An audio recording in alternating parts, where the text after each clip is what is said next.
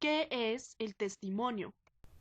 En el artículo Anatomía del testimonio de John Beverly se señalan los elementos que hacen a una narración un testimonio, entre ellos su carácter grupal. El testimonio da cuenta de una colectividad y responde textualmente por un conjunto social, no por un individuo. En este sentido, se diferencia de la autobiografía, que está pensada desde un nivel individual. Otro elemento del testimonio es su recepción. Al ser una narración en primera persona que implícitamente está interpelando a un sujeto silencioso, el compilador expresa un tono narrativo en el cual el lector queda inmerso en la narración y no puede desligarse de la misma ya que está siendo cuestionado como persona. De la misma manera, la relación compilador-sujeto-informante implica una pregunta por la autoría y la evidencia de una jerarquía en donde la letra da el estatus.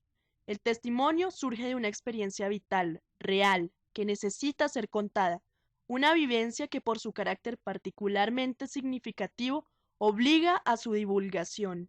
En los testimonios hay una fuerte carga política, implícita, pues critican los estamentos de la sociedad que han dado lugar a las experiencias particulares y finalmente, la narración se convierte en una fuerza de cambio, así sea a través de la denuncia, en la medida de no perpetuar las injusticias a través del silencio. Se propone el testimonio como un nuevo género literario posnovelesco y se compara con la picaresca por su surgimiento, en un primer momento, como no literatura. En el artículo titulado La novela testimonio, socioliteratura, Miguel Barnet expone las características para que un texto testimonial sea una novela testimonio, categoría creada por él que puede entrar a ser considerada o rechazada por el lector. La primera característica de la novela testimonio es que debe desentrañar la realidad a través de los hechos más relevantes de su época por medio de un actor vivo que actúe como sujeto testimonial. Segundo, el yo del compilador debe permanecer invisible. Algo así como lo que dijo Flaubert, Madame Bovary c'est moi, que en palabras de Barnet es yo soy la época. Tercero, la novela testimonio debe contribuir a un conocimiento de la realidad, no a la simple expresión individual de la originalidad por medio del estilo, ya que es transitorio, sino que debe apuntar a exponer el sentido histórico, es decir, el fenómeno histórico como hecho vivo, verlo como presente y no arqueologizarlo. Cuarto, debe existir una rigurosidad científica en la búsqueda de la información del contexto al que se refiere el informante. Esto con el fin de aclarar qué es ficción en su testimonio y qué no. ¿Un testimonio es literatura?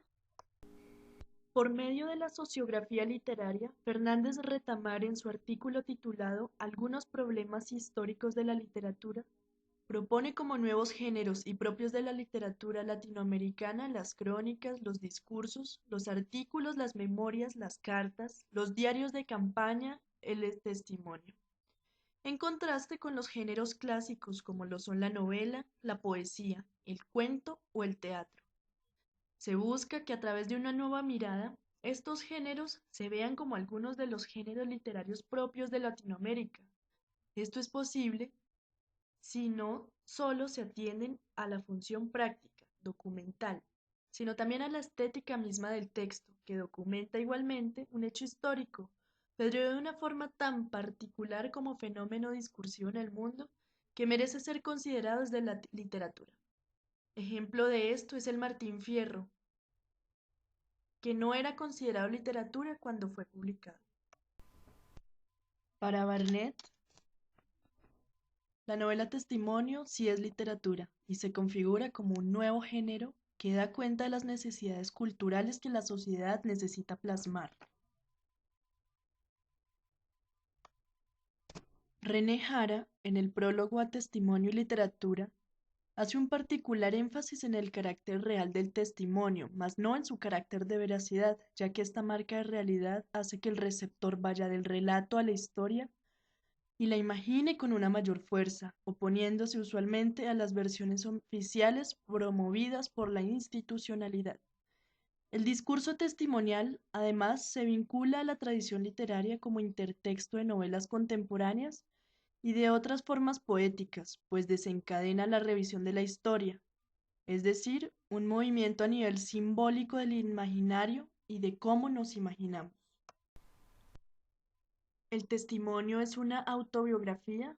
¿Qué relación tienen? Doris Sommer considera que no es una autobiografía.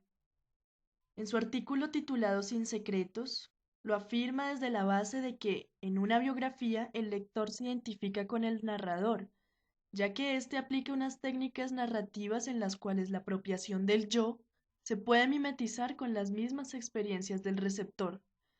Sin embargo, en el caso de Rigoberta Menchú, ella no habla desde un yo, sino de un nosotros, no siempre textual.